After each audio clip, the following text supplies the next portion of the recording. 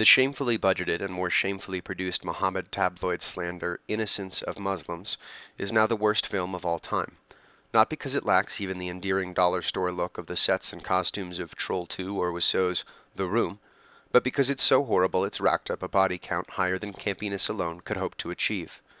There are at least 24 dead, though the full accurate count is unknown and unknowable at this time. 24 people gone from the world in the last few days, including the U.S. ambassador to Libya because two Egyptians well below median intelligence made a religiously slanderous donkey show from an underfunded basement studio in California and turned it into the defining controversy of the globalized digital age.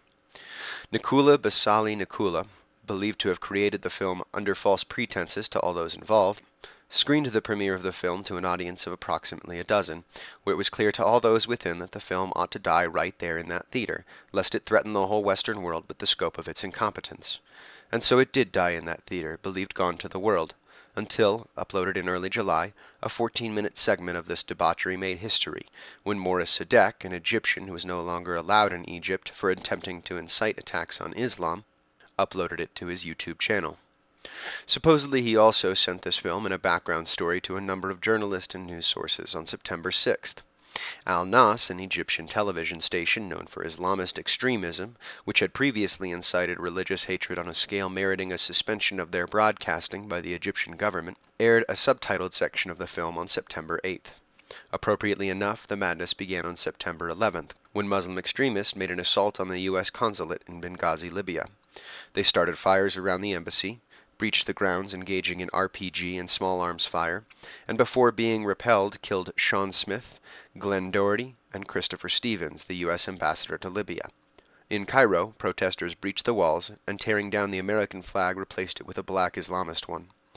On September 13th in Sana'a, Yemen, hundreds of protesters, mostly students, gathered and demanded the expulsion of the U.S. ambassador, and at least 4 have died there since protesting began. On the 14th, the consulate at Chennai, India, was attacked. In Tunis, Tunisia, the attack on the embassy cost at least 4 lives. By that Friday, India, Libya, Indonesia, and Egypt, among others, had already blocked the insightful YouTube video. Pakistan had blocked YouTube completely. In Marawi, Philippines, over 3,000 protesters gathered in demonstration and burned U.S. and Israeli flags. In Jakarta, Indonesia, a violent crowd lobbing stones and homemade gas bombs into riot police were subdued with tear gas. In Palestine, there was a citywide sit-in in Ramallah. In Kabul, Afghanistan, the protests reached a level of small arms fire and torching of police cars. In Baku, Azerbaijan, a number of extremists were arrested for inciting a riot. On the 15th, an attack on NATO's Camp Bastion left 2 Marines dead.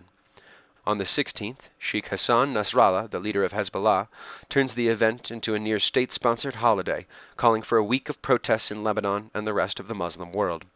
The protests, peaceful or otherwise, have reached 24 cities around the world, and the full loss of life has yet to be accurately calculated. The radical actions of these Muslim extremists, and I will qualify them as such because some of us do have the integrity and intelligence to differentiate between the actions of individuals and the morals of their nations and races, these actions are unacceptable. They are beyond justification. They are beyond apology. They are beyond insanity. They are the definition of one of the last forms of evil that still walks the world.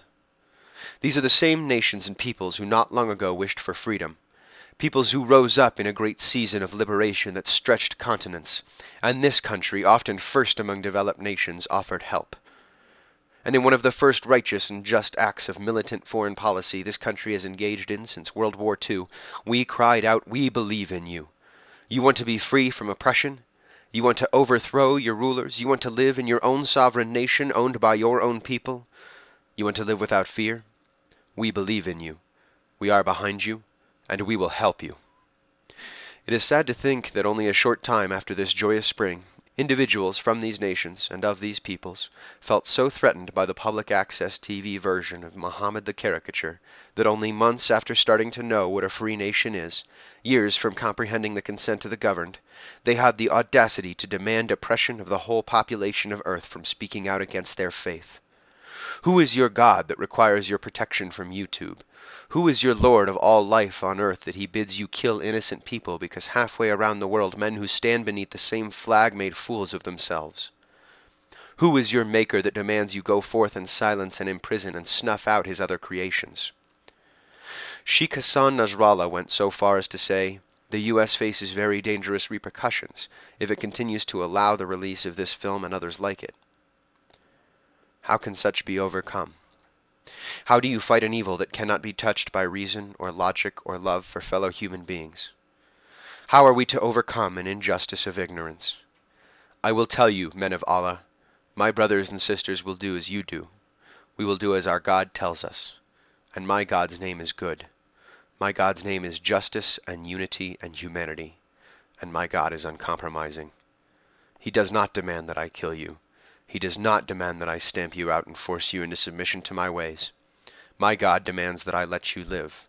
My God demands that I will sit here and watch and wait for you to come to my doorstep and call for my blood. And I will sit unafraid because I know my way is pure.